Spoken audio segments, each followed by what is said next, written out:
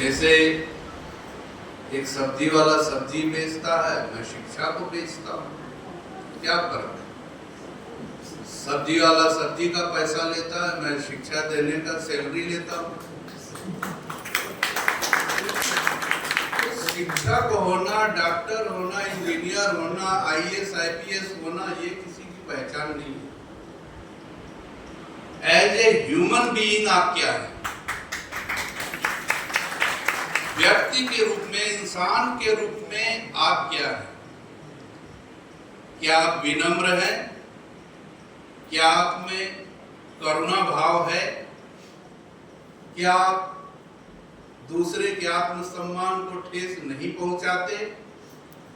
ऐसे कई मानदंड हो सकते हैं जिन पर कसने के बाद ही यह आकलन होना चाहिए कि व्यक्ति सम्माननीय है अथवा नहीं।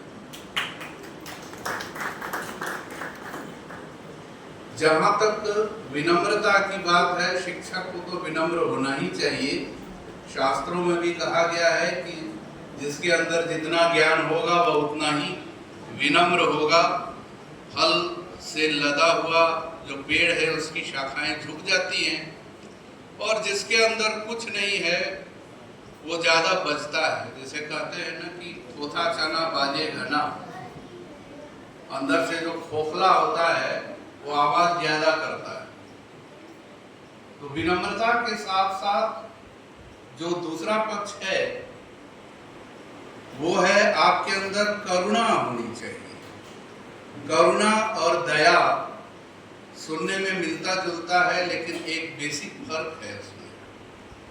किसी के दुख से द्रवित होके उसकी मदद करना दया है, पर उसके दुख को अपने दुख के रूप में महसूस करके उसकी मदद करना करुणा है। तो ये भाव एक शिक्षक के अंदर होना चाहिए।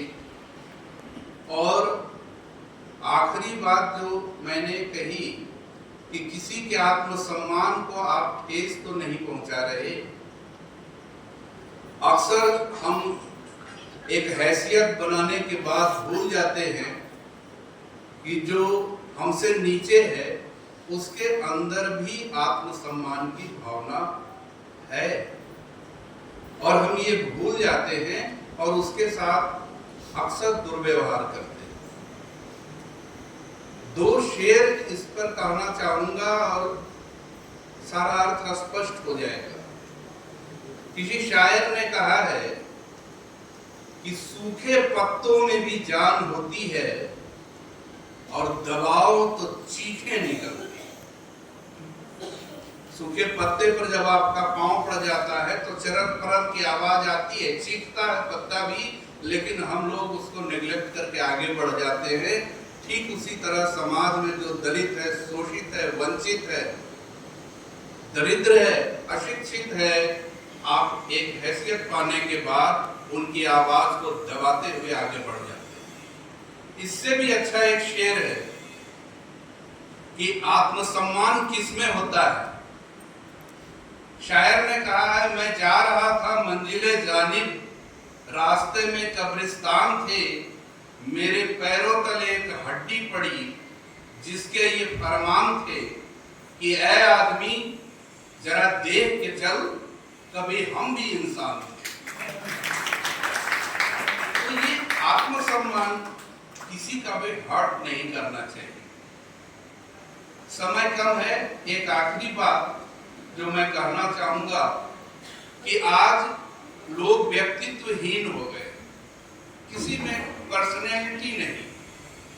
और पर्सनैलिटी को लोगों ने समझ लिया है कि हम खूब बढ़िया कपड़ा पहने, महंगी घड़ी पहने, महंगा मोबाइल रखें, महंगे जूते पहने, बड़ी बड़ी गाड़ियों में चलें तो हमारी पर्सनैलिटी से लोग प्रभावित हो जाएंगे। भाई, ये हिंदुस्तान है, संतों और फकीरों का मुल्क है, और जब एक साधु संत राजा के दरबार में जाता था तो राजा खड़ा हो जाता था उसके सम्मान में, तो पर्सनैलिटी किसके पास?